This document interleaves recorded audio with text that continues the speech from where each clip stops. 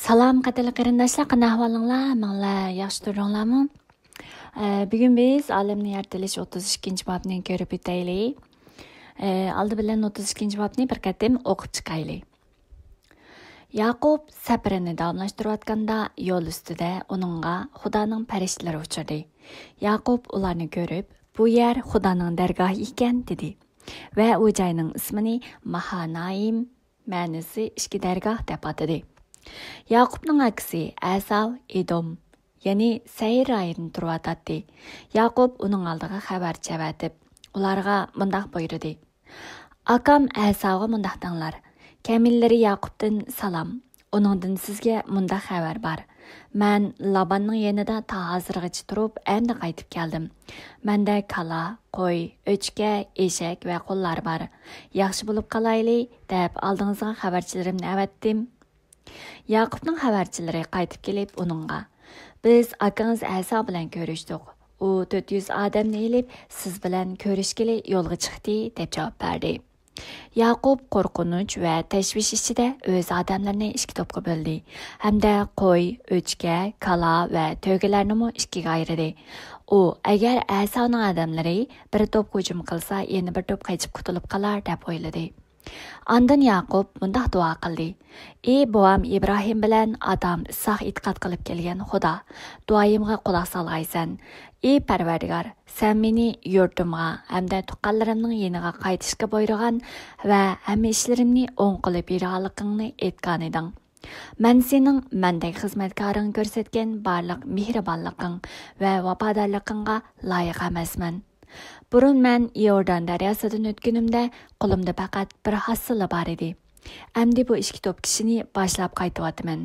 Meni akam Asavning qo'lidan qutqizg'aysan. Men uning meni hatto xotin bola-chaqalarimni o'ldirib etishidan qo'rqaman.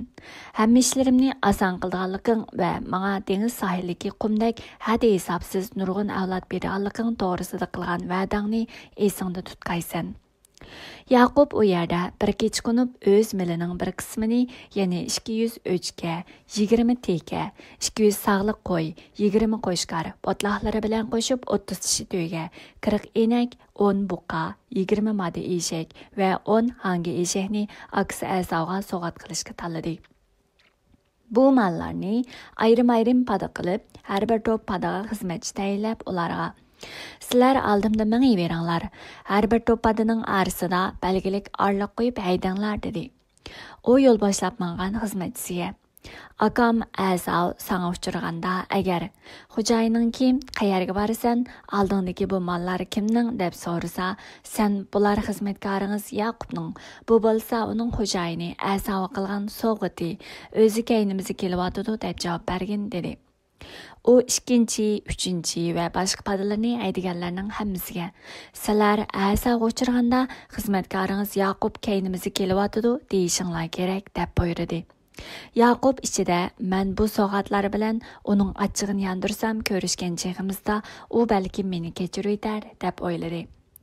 Shuning bilan u so'g'at elib mang'uchilarni avval yo'lga silib etib, kechini shu yerda o'tkazdi. Shu kuni kechida Yaqub o'rnidan turib, ikki ayoli, ikki kichik xotini va 11 farzandini elib Yabbuk daryosidan o'tdi. Ularni suvdan o'tkazgandan keyin hamma ta'alluqotlarini qarshi tarafga o'tkazibdi. O'zi bo'lsa bu tarafda yolg'iz qoldi. Ondan bir kishi kelib Yaqub bilan tong otquchi chelishdi. U kishi Yaqubni yang'anlaydiganiga ko'z yetib, uning sag'risiga tegib qo'ydi. Buning bilan Yaqubning so'nggichi o'rnidan chiqib ketdi. O kishi, tong otay deb qoldi, meni qo'yib ber dedi. Sen menga baxti taqilmoqchi qo'yib bermayman dedi Yaqub. O kishi uningdan, isming nima deb so'radi. Ismim Yaqub deb javob berdi u. Hiliq kishi yana, buningdan keyin isming Yaqub emas, Isroil, ma'nosi Xudo bilan chelishdi bo'lsin. Chunki sen Xudo va inson bilan chelishib shuhrat qozonding dedi. Yaqub uningdan, aytgin, sening isming nima deb so'radi. Hiliq kishi, ismimni so'rama debla Yaqubga baxt ato qildi. Yaqub, men Xudo bilan yuzma-yuz ko'rishgan bo'lsam-mu, jinim sog' qoldi dedi. Shuning bilan u bu yerning nomini Pinal, ma'nosi Xudoning yuzi deb atadi. Yaqub Pinaldan yo'lga chiqqanda kun chiqqan edi. onun söngüçi ornidan chiqib ketgachga aqsab mağatdi. Şu sebepten İsraillar ta bugüngice hayvanlarning sag'risining peyini yemeydi. Çünkü Xudo Yaqubning sag'risiga tekkan. Xo'sh qarindoshlar, biz 32 bab mazmuniga kelaylik. 32 bab mazmunmu ko'p emas, bugungi mazmunmu cho'ng ikki bo'lakka ayirib ko'rsak bo'ldi. Ya'ni birinchisi bo'lsa Yaqubning yani yolunu davamlaştırıp Əsavğa xəbərçi əvətib, yəni özünün xəbərçilərini avval Əsavğa əvətib, xəbərçilər kelgəndən keyin ki onun inkası, yəni pozisiyası, yəni şu kelgəndən keyin xəbərini alğandan keyin onun qanaqışdan qallığı ait məzmun. Ondan ikincisi bolsa şunundan keyin, yəni Yaqub özü yağız qilib, yağız şeydə Xudo bilan çelişqandan keyin şu məzmun, yəni çoğun iki bölək ayrılsaqmışdan iki bölək ayrıldı.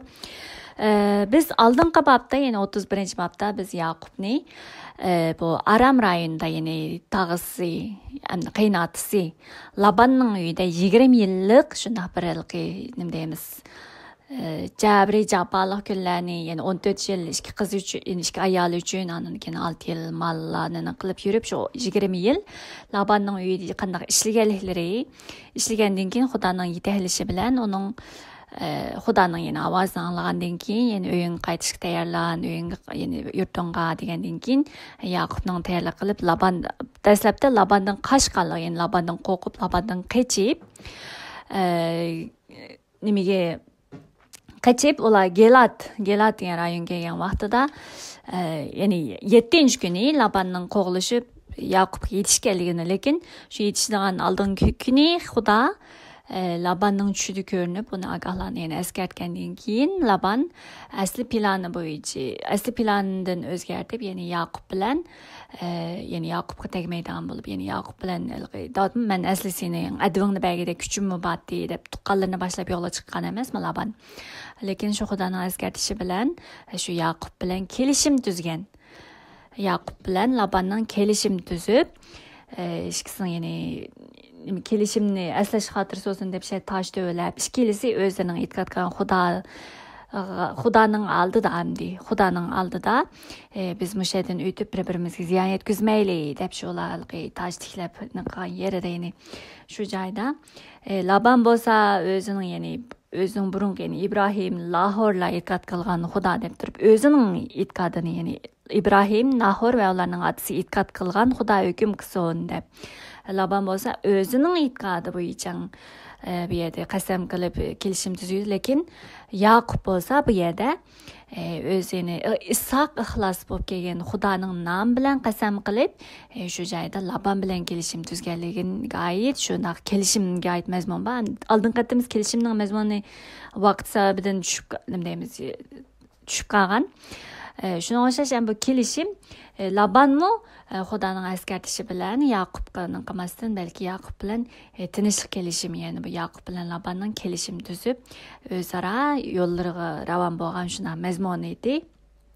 Endi bugungi mazmunda ana shundaq Yaqub Laban uyidan chiqqan vaqtidami ansirgan bo'lib qo'rqqan, yani Labanning o'zining ayollarini, barliq mol-mulkini o'zimning deb tatib elishidan qo'rqqan deb biz oldin qatim degan emas, shunga o'xshash shu qo'rqqan.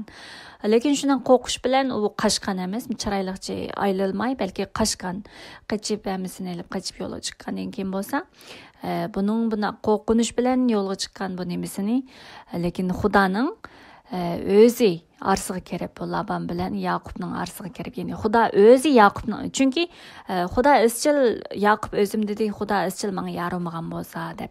Shunga o'xshash Xudo izchil albatta Yaqubga yar bo'lg'achqa, yani Yaqub uchun, Yaqubning manfaat uchun, Yaqubga yaxshi bo'lsin uchun, Yaqubning hayoti, yani Yaqubning mushi ishiga bevosita aralashib, yani bevosita kirib, Labanning tushi ko'rinib, hatta Yaqubni qo'g'diganligiga oid mazmunlarni biz oldin qatim ko'rib o'tgan. Shunga o'xshash hamda Xudo Yaqubning mushu qo'rqinishdan ayrilgan emas. Burun bo'lsa uydan ayrilganda Asavdan qo'rqib, Asavning o'ldirib etishini ansirab shu yurtidan Labanning uyiga kelgan. Endi bo'lsa Labanning o'zining ayollarini tatib olishidan, mol-mulkini tatib olishidan qo'rqib, ansirab qaçqan, o'z yurtiga qaçqan. Mana shunda hamda o'zining qiynatisidan qo'rqib qaçqan, hamda qiynatisidan va nim taraflariki akalardan qo'rqib shuna qaçqan. lekin xudo bo'lsa bularning munosabatini nihoyat chiroyli qilib hal qilib bergan bir mazmunni ham bular orqali ko'rib o'tgan edik. Chunki xudo Yaqubning hayotiga kirib turib, Labanni ham eskartib, Yaqubga chiqilmaslik uchun shunday qilib bular ikkisi xudoning oldida, Yaqub bo'lsa xudoning nomi bilan Labanga qayndaq munosabat qilmaslik, ya'ni Labanning oldida qizlarga yaxshi muomala qilganligi uchun qilishni shunday qilib qasam qilgan. Laban o'zining e'tiqodi bo'yicha mushayda kelishim tuzib, bu ikkisining munosabati nihoyat chiroyli holatda, xudoning oldida chiroyli holatda shunday oxirlashganligiga oid mazmunni oldingi bobda 31-bobda biz ko'rib o'tgan. Hamda 32-bobda ko'rganimizdek, ya'ni 1-oyatda Yaqub sabrini davomlashtirayotganda, ya'ni shu Labandan ayrilib, ya'ni bular kelishim tuzib, qurollik qilib, shuna qilib sahar, ya'ni ertasi kuni Laban bo'lsa navra va qizlarni suyib qo'yib ular vaqtlab uyga qaytgan emasmi? Uyga qaytgan, hamda Yaqub bo'lsa o'zi bu Gilat bu idilligidan hamda davomlashtirib Serga, ya'ni o'zining yurti tarafga sabrini davomlashtirayotganda, endi mushuni davomlashtirayotganda yo'l ustida uningga xudoning farishlarining uchirganligiga oid mazmun uchraydi. Endi biz o'ylaydigan bo'lsak, bu yerdamda oldinqida qapab qarsak Laban bilan, ya'ni bir Yaqubning bir dakidukisi, ya'ni Yaqubning bir qo'rqinishi hal bo'ldi deyli. Ya'ni Laban bilan bo'lgan, ya'ni Labanning qo'rqib qochgan emasmi? Shu dakidukisi, shu qo'rqinchi hal bo'lib, endi bütün nimasi bilan yurtiga qaytish uchun yo'lini davomlashtirayotgan shuna safar ustida farishtalar uningga yo'l ustida ko'rindi, ya'ni farishtalar uningga ko'rinib qavmaqtida Yaqub deydi, bu joy haqiqatan xudoning dargohi ekan deb, o joyning ismini Mahanaim, ya'ni xudoning dargohi, xudoning huzuri deb turib, Mahanaim deb turib, endi Mahanaim degan gap endi nima deymiz, bu dargoh xalqi shu dargoh deydi ekanmiz. Buni dargoh deb tushuntirsak, hamda buni urushning qilgan jarayonlarda bir dargoh qurdik deydigan shuna burun vaqtlarda shuna ishlatadi. Buni ko'p ishlatilgan so'z, balkim sizlar tushunsizlar bu dargoh degan so'zning ma'nosini. Hamda bu nima desa, xudoning huzuri, xudoning oldi, xudoning huzuri, ya'ni xudoning doirasining ichida degan o'xshash, ham xudoning huzuri, xudoning shunday nimasi degan o'xshash mazmun. Endi Yaqub bu yerda farishtalarni ko'rgandan keyin, haqiqatan bu yer xudoning dargohi ekan deb turib, shunday Mahanaim deb ism qo'yganligini ko'ramiz. Endi bu yerda farishtalar nima uchun uchirgandi bu yerda Yaqubga degan o'xshash bir qism savollar kelishi mumkin. Biz qaraydigan bo'lsak, xudoning haqiqatan bu Yaqubga naqadar yariylik bo'lib, naqadar buning qalbidagi, ya'ni barliq g'amandishlari, barliq dakidukil tashvishlarni hammasini tushunib turib, Yaqubga naqadar nima deymiz, tasalli, madad berish uchun buning yanida turganligini, o'zining yanida borligini, o'zining har vaqt uning yanida yarishganligini eskildirganligini biz doim buning so'z orqali tushunganga o'xshash, hammaning qarasak. Endi biz qarasak, bu Yaqub hozir oldida o'zining bir nihoyat cho'ng bo'lgan bir qo'rqinchi bor, ya'ni Asov. Chunki bu yurtga qaytyapti, 20 yil ayrilgan shu yurtga qaytyapti. Mushundaq nimasida endi bu yerda xudo farishtalarni avatib, doim, ya'ni bu Yaqubning mushuna bir qo'rqinchini hal qilib bergan xudo, hamda bu farishtalarni avatgandan keyin bu yerda endi Yaqubga bir hisobda nihoyat bir cho'ng ilhom, oldidagi nimasiga qarab mangadigan, yurtiga qarab mangishiga bo'lgan nihoyat bir cho'ng ilhom, cho'ng bir yordam, jinning yenida ishkanligini bir his qildirgan nihoyat bir endi bir nim bo'ldi. Endi bu farishtalarning uchirishi ham bu yerda xudoning dargohi ekan deb qilishlarim.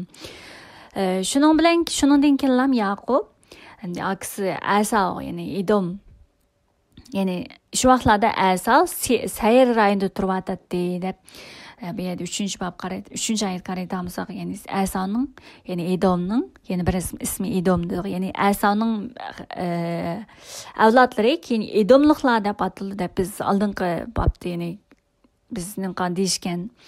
Hamda bu sayr rayonida turyapti deb, bu sayr rayoni deymiz. Biz endi bu Asovga oid men burun Sodom bilan Gomorra yozgan, Gomorraning alayh bo'lishiga oid mazmun qan vaqtda men azroq degan, ya'ni bu Edomliklar qachon bir mangulik halokat yuzlanganiga oid bishoratning nada berilganiga aytman degan. Ya'ni biz Yeremiya payg'ambar 49-bobda shu Sodom bilan Gomoraga o'xshash mangulik halokatga aylanganga o'xshash mush Edomningmi shu Yeremiya 49-bob kelgan vaqtimizda Yeremiya payg'ambarning Edomning keyin odamzod o'ltirmaydigan bir rayonga aylanib qolganligini oid bishorat berganligini shu vaqtda deb o'tgan. Ammo Ser rayoni deganda bu Asavning avlodlari, ya'ni bu vaqtda aliburmush Ser rayonini o'zlariga rayon qilib, ya'ni o'zining makoni qilib bo'lganligi ma'lum. Keyin o'qsaqmi, ya'ni Yaqub bilan Asavning dialogiga oid mazmunni keyingi boblarda biz o'qigan vaqtimizni tushunsizlar, bu Ser bo'lsa o'zining boy yashab, o'zining yaxshi yashayotganligini sen so'g'atlaring menga kerak emas deb Yaqub degan gaplar orqali biz qayta takrorlab o'talaymiz. Bu Ser rayoni degan vaqtda bu yerda asli Orilar deb asli bu hamda Ser rayoni ham boshqa bir rashnoq bir gigant odamga o'xshash boshqa bir kuchli bir millatlarning rayoni edi bu yerda. Lekin keyin Asa bilan nim qilish jarayonida Asavning bular bilan jang qilish jarayonida bularning rayonini o'ziga kengaytib, o'zining makoni qilib, o'zining bu yangi og'anligi ma'lum. Endi biz qonun sharhi 2-bobni o'qiydigan bo'lsak, Xudoning Asavga mush Ser rayonlarini, Ser tog'ini mush Asavga makon qilib berganligini, chigir qilib berganligini Xudo o'zi og'zi bilan degan so'z bor. Ya'ni İsraillar Kanan zeminiga kirishdan burun, ya'ni kirgan vaqtda, ya'ni Musa payg'ambarning boshchiligida shu vaqtda Kanan zeminining sharqi, ya'ni Yordan daryosining sharqiy tarafidagi vaqtida Xudo deydi, ya'ni Asav, ya'ni qarindishinglar Asavning rayonidan o'tgan vaqtinglarda ularning bir tal nimasiga qilmanglar, ularning suv yemek içmeklerini ularga pul to'lab setib elinglar. Chunki men bu rayonni sizlarning qarindishinglar Asavga makon qilib, miros qilib berib atdim deydi. Hamda keyin Lutning ikki qizidan topgan farzandlari bor emasmi? Moablar. Shularga ham Isroillarga dedi, ularning yerine o'tgandimi, ularga chiqilmanglar, men u rayonlarni men ularga miros qilib bergan deydi. Shunga o'xshash bu Ser rayoni bilan bu Ser tog'lari degan o'xshash bu joyni bu joyda ya'ni o'sha Asavdan boshlab, ya'ni o'sha Asav dardan boshlab bu joy, ya'ni Asavning avlodlari toki ana shu Yeremiya payg'ambar, ya'ni bu Yeremiya payg'ambar deganimiz milodiydan burungi 586-yillarda mush Isroillar alayh bo'lgan vaqtida alayh bo'lgandan keyin mush Yeremiya payg'ambar keyin Babilning alayh bo'lishiga boshqa 10 necha deymiz millat qavmlarning mana alayh bo'lganliklariga oid bishorat bergan vaqtida mush Edomga oid bishorat bergan vaqtida bu Edomning bo'lsa odamsiz bir rayonga aylanib qolganligi, Xudoning shunday jazolaydiganligiga oid mazmun bor.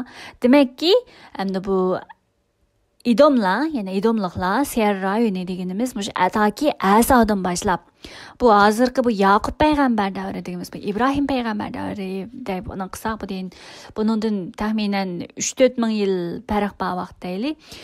Shu vaqt ya'ni mush Asavdan boshlab taki shu milodiydan burungi shu vaqtlarga qadar hatta izchil davrda mush Ser rayonlarida Edomliklarning, ya'ni Asavning avlodlarining yashab kelganligini biz ko'ra olamiz. Xudo o'z og'zi bilan degandek, men Asavga mush rayonlarni miros qilib berdim degan o'xshash rayon nima so'ziga o'xshash.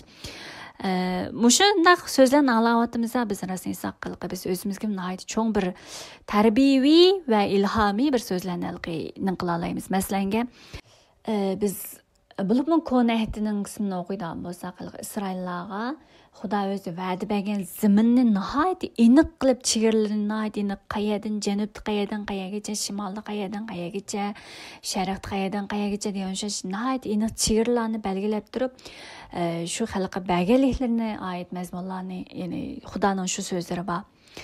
Endi bu yerda biz ko'nahni shu nimalarni o'qisak, bu chegaralar Shu Xudo miros qilib bergan shu zaminning ichida, ya'ni shu zaminda masalan Isroillarga miros qilib berdi bo'lsa, shu zaminda egallash, shu zaminda yashash, qanchalik uzun yashash, shu zaminda ular o'zining miros zamini qilib qanchalik qila olishi, ularning Xudoga bo'lgan e'tiqodi, Xudoga bo'lgan, Xudoning so'z amrlariga ko'ngil qo'yib itoat qilishiga, ya'ni e'tiqodiga bog'liqligini jiq ko'rib o'talaymiz.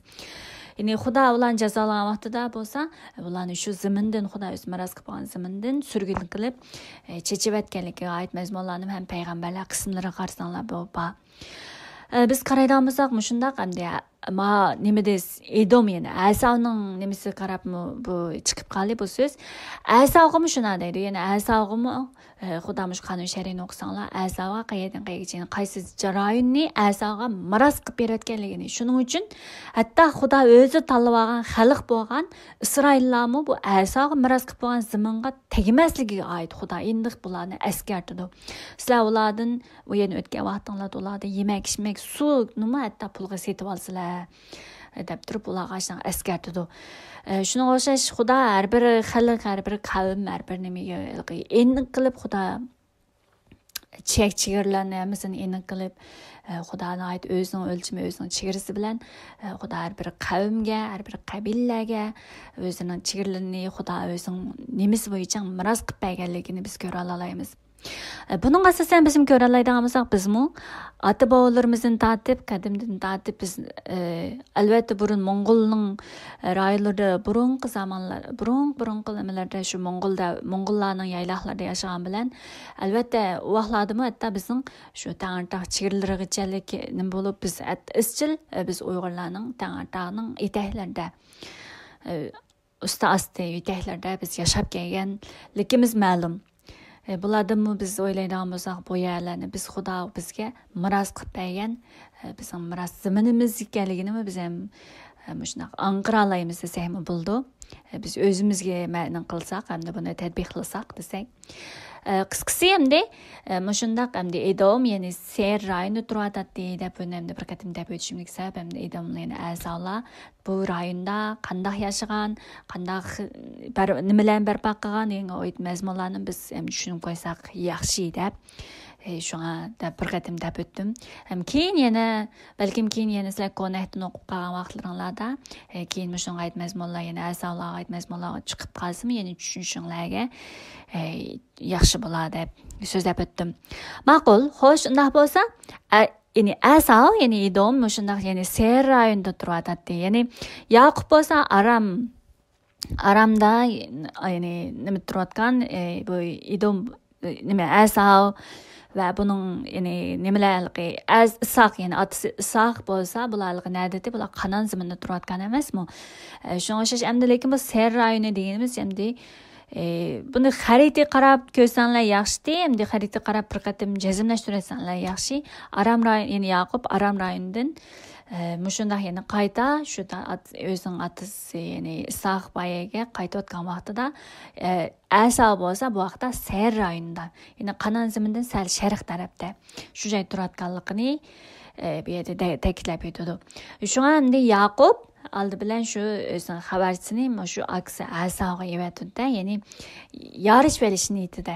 Ya'ni Asavga aldı bilan xabarchisini yevatdi, o'zining kelayotganligini hamda maqsadining Asav bilan yorish berish ekanligini, o'zining hozir qanday holatda kelayotganligini, ya'ni so'g'i salam uchun menda qo'y kala o'shga degan narsalar bor, yaxshi bo'lib qolaylik deb xabarchilik yevatdi emas, men o'zing bir chiroyliqcha yorish berishni aytdi, aldi bilan xabarchilarni oldin evatib, ham ahvoliga baqish uchun yana xabarchilarni oldin evatganligi ma'lum.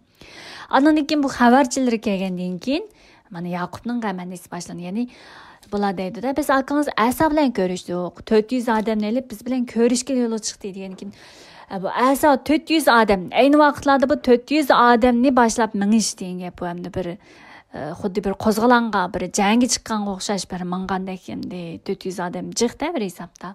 O'zining qarindishi bilan ko'rishishga 400 odamni boshlab keldi degandan keyin bu Yaqub shuni bilan burunqi adovatini saqlab, meni yo'q qilib ketish o'xshaydi, yo'q etadigan o'xshaydi, meni qirib etadigan o'xshaydi deb turib, bu 400 odam deb bu sonni anglab yana başlap chiqqan a'zoning, ya'ni başlap billa elib chiqqan 400 odam deganni anglagan aman Yaqub qo'rqinch va tashvish ichiga tushganligini biz ko'ra olamiz.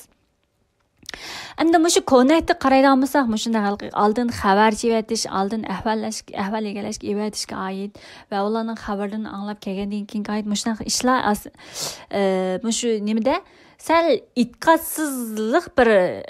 itqatsizlikning bir alomatidek bir xil nimalarni nimani berdi bizga. Masalan, Musa payg'ambar davrida İsraillar dedik-ku, Musa payg'ambar davrida asli ular Misrdan chiqib, shu Qanon ziminiga boradigan shunday yo'l garchi u yerda nima deymiz, daydamiz bir yerdan bir yerga aran 11 kunlik yo'ldi. Aydan ay bag'ish biz 40 kunni qildik. Aydan ayga deb shundan qildik. Asli bir qisqa bir yo'l. Deyli, shunday bir qisqa bir yo'lni ular nima uchun undaq bo'lsa cho'lda 40 yil o'tkazdi degan vaqtimizda, balkim sizlar o'qigan Konehti davrda, Konehtiga oid mazmunlarni anglagan vaqtlaringlarda yoki ta'limlarni anglagan vaqtlarda balkimcha uchragan bo'lishi mumkin.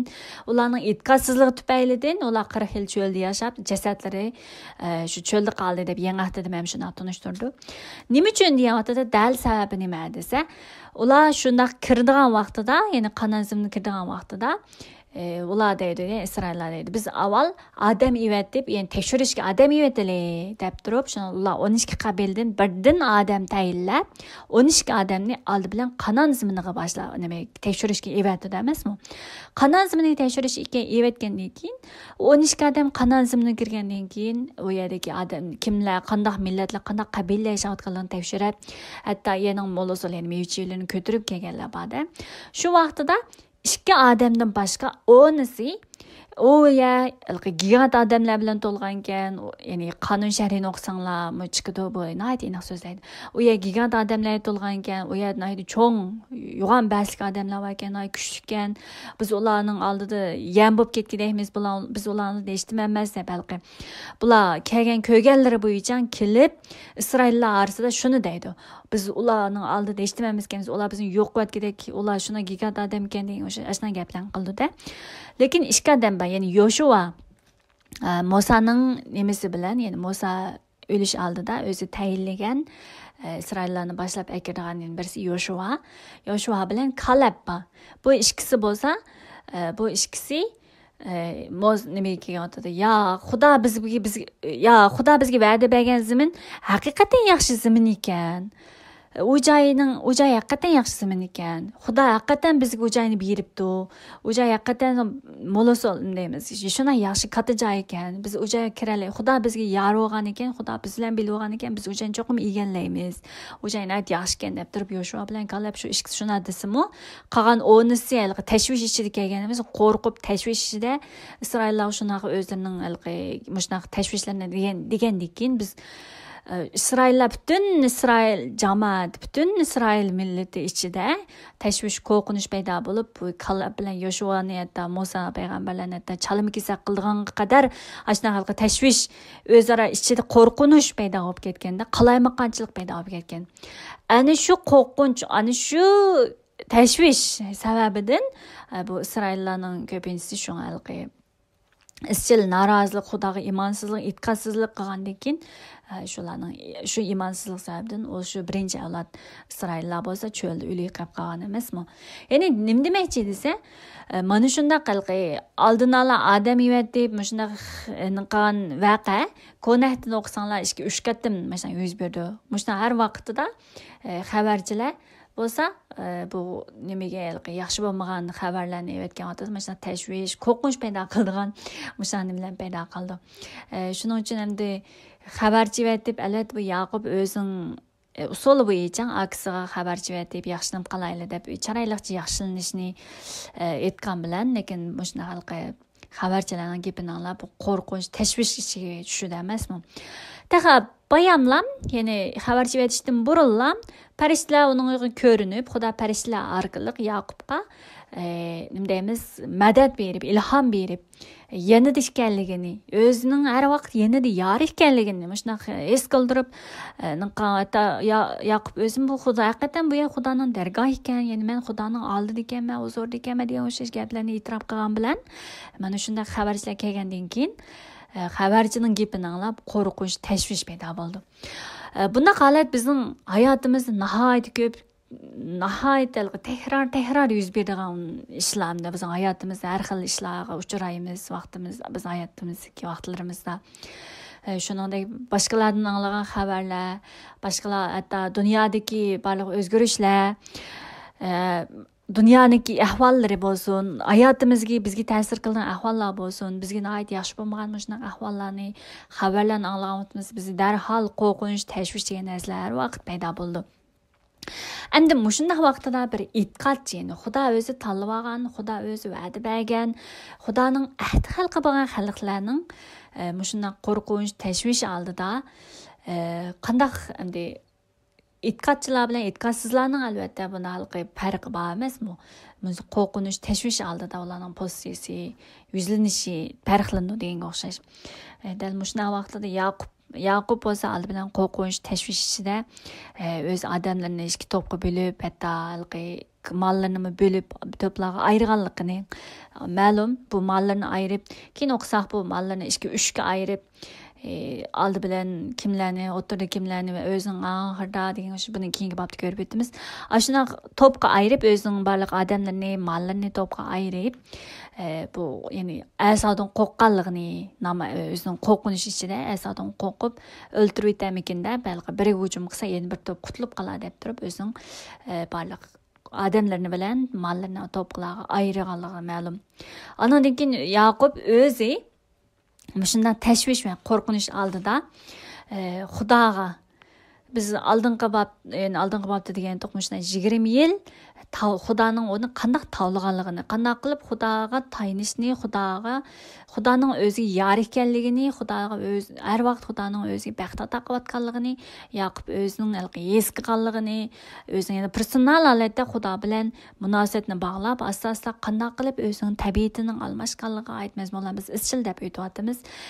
Mana shunday 20 yil jarayonida buning qanday Xudoni his qilganligiga aytmaz bo'lamiz oldingi bobda o'zining og'zi orqali e'tirof qilganliklariga aytmaz bo'lamiz anglagandik.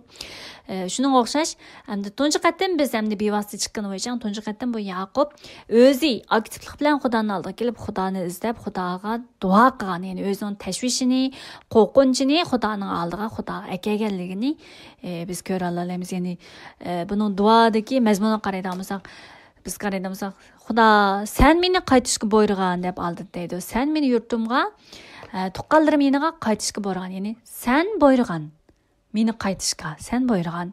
Ham sen degandan menga ishlarimning yaxshi bo'lganligini, ya'ni ishlarimni o'ng qilib berganligini aytgandan deb berdim, o'ng qilib bersan deb tarjim qilibdi.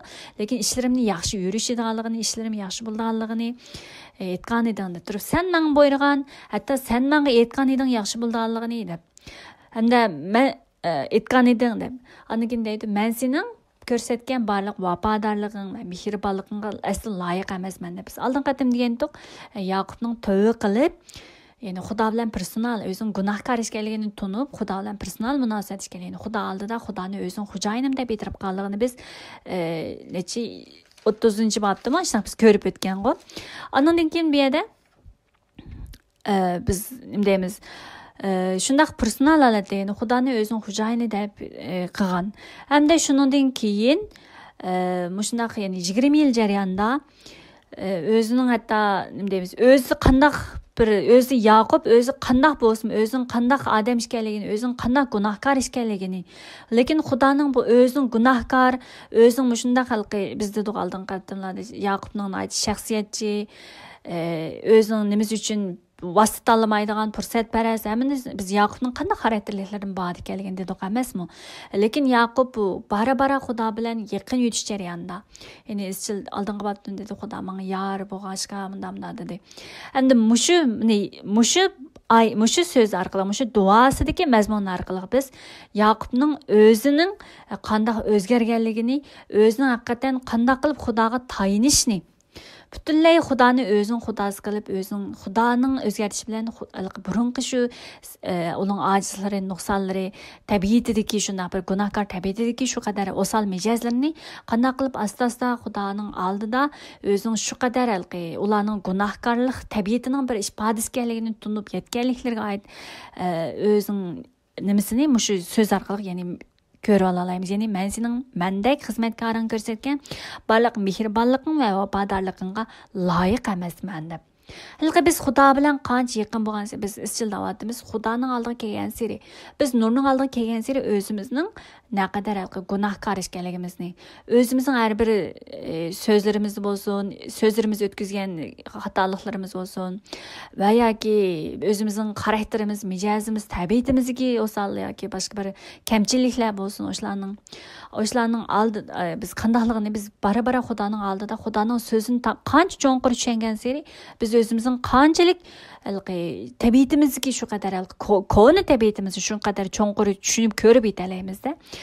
Va shularni Xudoning ya'ni Ayso Masih orqali bizga taqan shu yangi tabiatiga biz shularga almashib ma'notganligimizni biz ham his qila olamiz. Shuningdek bu deydi ya'ni biz mehribonlik va vafodorlik bu ikki so'zga qaraydigan mehribonlik degan gap biz odamiy nuqtai nazaridan qarasak bir odam şeksiz bo'lgan ya'ni shartsiz bo'lgan mehribonlikni butun odamga yetkazib beramaydi. Biz inson turaqsiz. Masalan, birasining amaliyat biz u odamni tushunamiz ham, lekin u odamga oid uchinchi bir odamning u odamga oid yomon bir gapini qilganligini ko'rsaklar, bir taraflama holatda u odamning gapiga osonlashib ketib, u odamga burun yaxshi bir qarash bilan qarayotgan bo'lsam, uchinchi bir odamning u odamning orqadan keyindan bir yomon gapni qilganligini anglasaqlar, bir taraflama holatda u odamga tabiiy holatda malqi bizmi yaxshi emas muomala qaraydigan shunday narsalarni biz bilib bilmay shunday bir narsalarni biz o'zimiz singdirib olamiz. Buni inchilik bilan qaraydigan bo'lsak, shunday ya'ni inson ana shunday turaqsiz va ana shunday bir taraflama. Bu insondagi tabiiy har bir insonda bo'lgan bir tabiiy bo'lgan gunohli bir tabiat deymizmi? Mana shunday ya'ni shu inson bir odamga izchil o'zgarmaydigan shu mehribonligini sunib ketamaydi. Bununla faqat Xudoning mehr shafqati, Xudo bizni har vaqt shunday mehr shafqatini bizga tunutmasa, biz hargiz boshqalarga izchil shunday mehribonlikni ko'rsatamaymiz.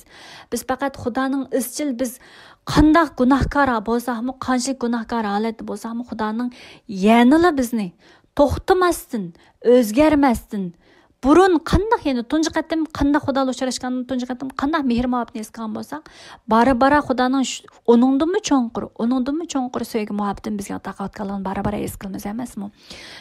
Lekin Xudoning shunday bizga ko'rsatgan mehribonligining izchil holatda to'xtamagan holatda, o'zgarmagan holatda, undaq odamga o'xshash turaqsiz holatda emas, balki izchilligi bilan shunday mehribonligini biz qancha gunohkor bo'lsak, biz qancha turaqsiz bo'lsak, biz qancha nima deymiz endi, Xudoning oldida qancha xatoliklarni o'tkazgan bo'lsam, Xudo oldida qancha yuzsizliklar qilgan bo'lsam, Xudodan qancha qatim yuzsizlik qilib Xudoga tayanmasdan balki o'zimiz orzu-havasimiz bilan dunyoga qarab yashagan bo'lsakmi, Xudoning izchil bizga mehribonligini sunib kelganligini biz his qilamiz. Shunga o'xshash Yaqubmi ana shunday 20 yil jarayonida o'zi ana shunday burunqiningdek shunday bir tabiatlarga ega bo'lsa, lekin Xudoning izchil buning qanday yor bo'lib, buning qanday mehribonlik qilib, buning qanday qo'g'diganligini, izchil o'zgarmagan shu mehribonlik qilayotganligini, mehr shafqatini qilayotganligini, sevgisini taqayotganligini Yaqub his qilganda, shuning uchun Yaqub yerda shunday mehribonlikqa aslan loyiq emas deb. Ya'ni o'zi shunday gunohkor bo'lgan, Xudoning unday mehribonligi, yaxshi muomalasiga men aslan loyiq emas deb turib, o'zining Xudo oldida hech nima emasligini e'tirof qilyotdi. Andan keyin vafodorlikqa loyiq emasman deb. Mush mehribonlik va vafodorlikni ibroy tilida ko'ramiz. Hasad, ya'ni mehribonlik degan hasad deymiz. Ya'ni bayam o'xshash shu Xudoning mehribonligini o'zgarmaydigan shu mehribonlikni shu hasad deydi. Ham vafodorlik degan amad deydi, amad. Bu ibroniycha amadmi keyin balkim Arabcha bildiğinler bilsizler, Ahmet Arapçımda bu keyin bizga bizning millatimizga kelib kishi ismlari qilib ishlatayotganlar ba Ahmet, Ahad, Samad degan o'xshashmashdan chiq ismlar bazlar o'ylasanglarmi? Endi bu Ahmet degan gap vafodorlik degan gap shu izchil o'zgarmas bo'lgan sadoqati bilan.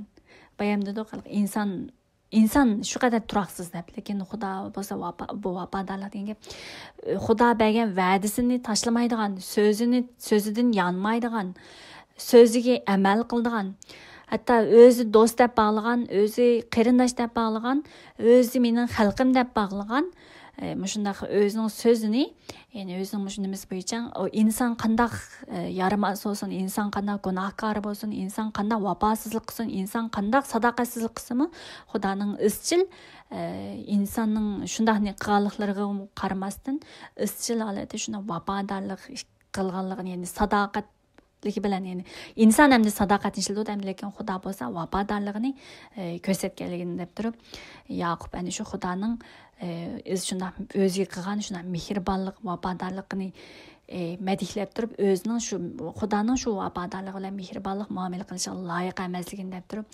o'zini naqadar cho'nqur tunib yetganligini o'zining gunohini naqadar tunib yetganligini biz bu so'z orqali bu duo orqali ko'rib yetalaymiz. Ama şunun o'xshash endi bu Yaqub endi deydi. Men Iordan daryosidan burun o'tganimda qo'limda faqat bir hosil bor. Ya'ni Qanon zamini Iordan daryosining bizning vatanning rayonini, jug'rafiyalik rayonini o'lcham qilgan vaqtimizda Iordan daryosi deganimiz, ya'ni g'arb tarafqi Iordan daryosining sharqida o'tdi-da endi bu Yaqub. Aran rayoniga barish uchun shuni deydim, men shu joy o'tganimda qo'limda faqat bir hosil bor, ya'ni demsam biz oldin qatimda Yaqubning o'zining uydan qanday ayrilganligini. Shuncha Yaqub deydi o'zi faqat bir hosil bilan, ya'ni tayoq bilan shu Laban uyi bo'lgan bilan endi qaytayotgan vaqtida o'zining Xudoning shuna baxt barakati bilan shuna qaytayotganligini Xudo qilgan duosi orqali deydi-da. Endi deydi ya'ni Xudo sen meni buyurgan, sen ishlarimni o'ng qo'lingdan degan deb turib Xudo bilan dastlab personal munosabat o'rnatgan Xudo va'da bergan emasmi? Xudoning shu va'dasini tutib turib Xudoning oldida duo qilyapti Yaqub. Xudoning mehribonligini, vafodorligini tunib yetganligi uchun Xudoning vafodor bo'lganligini, mehribon bo'lganligini, o'zgarmaydiganligini tutib turib duo qilayotganligini biz bayqay olamiz. Ya'ni endi men ya'ni sen buyurgan eding, men itoat qilib qaytyapman degan o'sha bir gapda. Shuncha sen ishlarim o'ng qo'lingdan aytgan eding, men asli loyiq emasdim deb turib. Endi deydi, ya'ni o'zining oldida yuz kelgan, dush kelgan qo'rqinish, ya'ni meni akam Asavdan qutqizgaysan, meni qutqizgaysan, men qo'rqyapman deb turib. Ya'ni men uning meni ata xotin bola chaqalarim o'ldirib etishdan qo'rqaman deb turib. Shuna halqi biz nima ishlatamiz o grammatikal usulga qaraymiz. Sen buyurgan, sen aytgan, men loyiq emas, meni qutqazgaysan, men qo'rqaman, sen va'dangni esing tutqaysan deb turib biz fe'lni asos qilib turib ko'rgan vaqtimizmi? Bu bizning hayotimizni mushunaq bir nimalarni biz tekshirib bilsakmi, o'zimizni doim biz duolarimizni doim deydigan duolarimizni tekshirib bilsak, biz doim e'tirof qiladigan mushunaq biz duoyi usullarni ekanligimizni ko'ra olamiz. Ya'ni oldida meni qutqizgaysan, men qo'rqyapman deb, men qo'rqaman deb.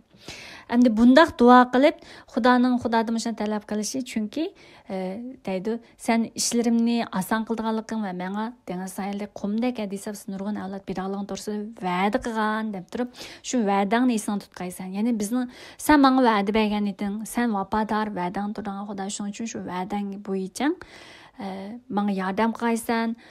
Men hozir qo'rqyapman, meni qutqizgaysan deb turib Xudoga qilgan duosining Xudo bilan bo'lgan munosabati bilan, o'zining ahvoli bilan cho'nqur holatda qilgan duosini biz ko'rib olamiz.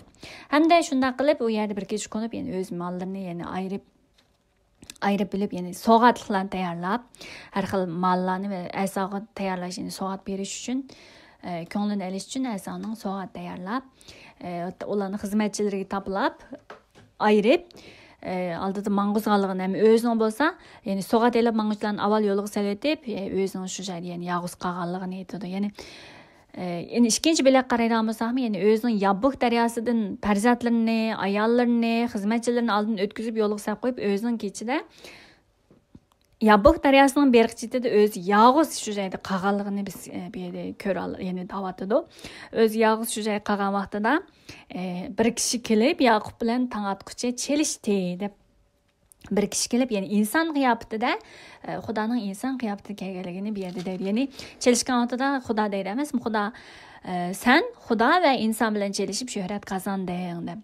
Hem şerde Yakup'ның çelişi bu nahayeti meşhur barlıq belkim İslamı cemaatınlarda belkim köp ta'lim anlağıtın köp anlağan buluşunlar mümkün bunun gayet tefsili mezmunni bu nahayeti meşhur bir mezmun pastorlar bolsun başla nimeler köp ta'lim berişini yaxshi qilgan bir mezmun shuning uchun bular menimcha sizlarga nahayeti aniq bo'lgan mezmun ham bu yerda Xudo kelib bunun bilan çelişdi deb bir şeyde bizning qavatimizda çelişdi degan mazmun bilan biz oldida bu Yakup nimadan qo'rqqan degan bilan biz bir bog'lash orqali biz o'ylab qilishimizga to'g'ri keladi. Ya'ni Yakup bo'lsa Asavning uning bilan so'qishib, ya'ni uning hujum qilib, o'zini o'ldirib bolalarini qo'yishdan qo'rqqan emasmi? Lekin shunda qo'rqinish ichida turgan Yakup bilan Xudo kelib chelishidi. Qo'rqinish ichida, shuni tashvish ichida yotgan Yakup bilan Xudo o'zi kelib chelishdi, ya'ni Xudo kelib buni bilan chelishdi, tang'atqish chelishdi. Lekin shu vaqtda Yakup bo'lsa, buning o'zi chin aslish olib chelishgan vaqtida, ya'ni Xudo endi bu kishi deydi, o'zini yengolmaydiganligini, ya'ni Yakupni yengolmaydiganligini ko'z etib, sag'risiga tegib qo'ydi, so'ngich o'rnidan chiqib ketdi deydi emasmi? Biz mishada Xudo bilan chelishdi degan gap bu endi Xudo bilan chelishdi degan mazmunni bizning qilamisak nihoyatda intizorlik Xudoga bo'lgan iltijosi, Xudoga bo'lgan o'zini qutqizib olishi, o'zining mushu ahvolini, mushu tashvishini, mushu qo'rqinchini topshirib turib, mushu ahvolni hal qilib berish uchun Xudoga chin aslashib oldi, Xudoga chin chaplashib olib, Xudoni qo'yvatmidi deb turibmi biz bunday bir mazmun bilan ko'ra olamiz. Masalan, sizlarning hayotinglar bo'lgan bo'lishi mumkin, bizning hayotimizda bo'lish bor, albatta, har bir e'tiqodchining hayotida bor bunday ahvollar. Shu qadar teşnalık bilen, şu kadar bütün vücudumuz, bütün tileklerimiz, bütün cenimiz bilen belki Xudodan tilep bakkan. Xudoning şu işini, çokum hal qilib berishini, çokum şununğa ait bir tügünü bir yiyip berişiga ait şu kadar bir teşnalıqlar, iltijoyinglar bilen, bütün vücudinglar bilen Xudoning oldida tizlanib qolgan belki shunday bir o'tingan, shunday bir teşnalık bilen qolgan o'tinib turib yalvurgan belki tilaklaringlar, duolaringlar, shunday bir nimalaringlar bor bo'lishi mumkin. Ana shunday ahvolni biz bu Yakupning Xudo bilan chelishishini biz ana shunday ahvol bilan biz bugun o'zimizning hayotimizga ham shuni tatbiqlay olamiz. Bu chelishishda so'raslar nima qilib chelishdim degan o'sha shunday nimaga qilib tushunolmasligimiz uchun. Endi bu yerda Yakup deydi emasmi, sen bana baxt ato qilmoq seni qo'yib bermayman deb. Yakup shu Xudoga chin aslashib oldi deganga buni balkim bayam degan o'xshash. Xudo mushu ahvol, mushu tugunni menga yechib bermagicha, menga javobini bermagicha, mushu ahvol menga yechib bermagicha men qopmayman, o'rnimda turmayman degan o'xshash. Men mushu qo'yib etmayman deb turib, kimini qo'yib etmayman degan o'xshash. Bir qanchalik intizorlik bilan, qanchalik yalvurish, o'tinish bilan Xudoga bo'lgan, ham bu mush ahvoliga bo'lgan, mushni hal qilishga bo'lgan tashnalik, intizorlik bilan yalvurishlarini biz mushuni shunday bir yalvurgan, shunday bir nimasini biz tushuna olamiz mush orqali. Buningga hamda nima deymiz, bu intizorlik bilan, tashnalik bilan ham bir hisobda bu e'tiqod desa ham bo'ladi, ishonch desa ham bo'ladi-da, shu qadar ishonch, baxt ato qilganligi, baxt ato qilishi, cho'qim baxt ato qilishiga oid bo'lgan ishonch va tashnalik, intizorlik deymizmi? Buni yangidan balki buning hamda o'xshash emas, balki buning hamda sal o'xshab qolar. Masalan, Hazrat Isa Masih ta'lim berayotganida palashkiz odamni zambilga qilib o'yining ustini teshib qilgan tushirgan mazmunlarim bor. Ishonch bilan ulangan harakatlari bor. Ondan keyin ayolmi bor, u nima xuntarashkasiga giribdor bo'lgan ayol. 13 yil shu ayolmi men Hazrat Isaning ya'ni kiyimining bir puchini tutib olsammi, men saqib ketaman deb turib shu ishonch bilan kiyimini tutgan vaqtida shu vaqtda saqib ketganiga oid shular, ya'ni ishonch shu qadar Xudoga bo'lgan ishonch va Xudoga bo'lgan shu qadar tashnalik va shu qadar ishonch bilan ikkisi yo'g'rilgan bir qalbiy ahvolimizda, qalbiy bir nima, Xudoga bo'lgan ham ishonch, saqib ketadiganligi bo'lgan, ularni yangi qarsa saqib ketadigan bo'lgan ishonchga o'xshash. Bu yerda Yaqubmi bir hisobda bu yerda Xudoning cho'qim baxt ato qilishini deydi emas, meni menga baxt ato qilmoq qo'yib bermayman deb turib, shuning o'xshash Xudo bilan bu o'zining oldidagi murakkab bo'lgan bir qalbiy ahvoli ostida xudoga bo'lgan shu qadar ishonch va shu qadar tashnalik, shu qadar yalvurish qalbi ahvolida shunaqa xudoning oldida turadigan, ya'ni xudo bilan xudoga ching chaplashib olganligini biz bu yerda ko'ra olamiz Yaqubning. Shunga xudo deydi-da, bundan keyin yani senin ismin İsrail, yani Yaqub emas İsrail bo'lsin, yani xudo bilan chelishdi deb, albatta bu hamda chelishdi deb turib bundan qilgan bilan, chunki sen xudo va inson bilan chelishib shuhrat qozonding deb turib, bu yerda yani insoniy bir kishi sifatida kelgan xudo deb boshlanadigan. Shu vaqtdan boshlab buning e'tiqodi bilan, buning nimasini ko'rgan xudo, buning e'tiqodini, buning shunday nimasini, ishonchini, shuni ko'rgan xudo buning ismini Isroilga o'zgartganligini biz oldin qatim deyamizmi? Ya'ni xudo bilan e'tiqodi nima qilyapti, buning ismini Isroilga o'zgartganligini, Abramning ismini Ibrohim o'zgartganligini degan vaqtimizda bularning o'zining, ya'ni xudoning oldidagi nimasiga asosan ismlarini qanday o'zgartganliklarini biz oldin qatimda Ibrohimning ismini o'zgartgan vaqtda bir qatim ta'kidlab o'tgan edik. Shuning o'xshash bu qatimda buning e'tiqodini, buning nimasini ko'rgan xudo ismini Isroil deb o'zgartganligini, ya'ni ataganligini biz ko'ra olamiz. Yani shundan keyin Yaqub men deydi, xudo bilan yuzma-yuz ko'rishgan bo'lsam jinim sog' qoldi. Men xudo bilan ko'rishgan bo'lsam, xudo bilan, ya'ni konatda doim deydi, ya'ni gunohkor bo'lgan inson xudoning yanida xudo bilan ko'rishganda ya'ni o'lidi deganga o'xshash bunday nima konatini qilsanglar doim bor. Shuning uchun gunohkorlar xudoning yeniga kelmaydi emas, gunohkor holatda xudoning oldiga borolmaydi degan o'xshash. Lekin Yaqub deydi, "Va men xudo bilan yuzma-yuz ko'rishgan bo'lsam, jinim sog' qoldi" deb turib, shu joyni xudo bilan chelishgan shu joyni ya'ni pen degan gap endi yüz degan gap, al degan gap, endi xudo degan gap, xudoning yuzi degan gapda shu joyning ismini xudo pinal deb turib qo'yganligini deydi. Bu qaraydigan bo'lsak, Yaqub aksi Asavning hujum uchrashdan qo'rqqan emas, qo'rqib, tashvishlanib tushgan. Endi bu yerda xudo bilan, xudo chin chaplashib xudodan qilib yurib, so'nggichi chiqib ketdi-da bu.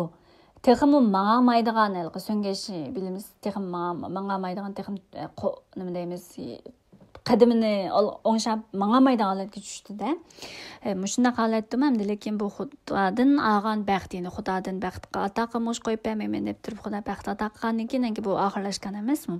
Ismini Isroil o'zgardi. Bu endi xudodan va'dalib, baxt va'dasi olib, shunday qilgandan keyin xudoni qo'yib aytgan. Lekin bu vaqtda so'nggi chiqib ketganda, lekin shunday bo'lsa-mu, biz endi bu yerda Yaqubning keyingi mazmunda davomli buning oxirini ko'ramiz. Endi bu Yaqubning aksidan shu qadar tashvish, qo'rqinishga tushgan Yaqubning xudodan olgan baxt, xudo bilan, ya'ni abayqindiq chin chaplashib, xudoga chin chaplashib, xudodan o'tinib, intizorlik bilan yolvorib, shu qadarining qilgandan keyin xudodan kelgan, endi garchi bu o'zi nima deymiz, bu asqab deymiz, mingishini olab qilamayotgan bo'lsa-mu, lekin bu keyin endi o'zining xudodan kelgan tinchlik, qalbining xudodan kelgan tinchlik, xudoning buning naqadar cho'ng qalbidagi tashvishlarni, qalbidagi to'lqinlarni, qalbidagi shu qadar nimalarni tinchitganligini biz ham bor nimasini ko'ra olamiz. Keyin mana shunday xudodan olgan shunday baxt orqali o'zining qalbini xudodan kelgan tinchlik bilan oldidagi hamda yuzlanadigan aksiga qanday xudodan kelgan tinchlik bilan aksiga qanday yuzlanadiganligiga oid mazmun keyingi bobda texm davomlashtirib ko'ra olamiz.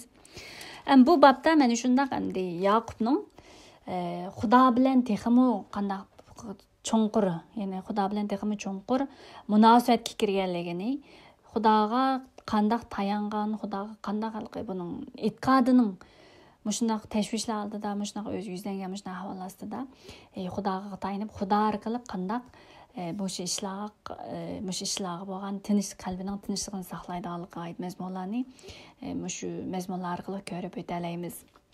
Ma'qul qarindoshlar, bugungi mazmun yana jiqlab ketdi. Biz keyingi son qismida ko'rishaylik. Minglarga xudodan kelgan cho'nqur tushuncha, xudoning so'ziga bo'lgan cho'nqur tunish, xudoning so'ziga bo'lgan cho'nqur qizg'inlik sizlarga ro'shan qilib, xudoning ato qilishini tilayman. Biz keyingi sonni ko'rishaylik. Omon bo'linglar.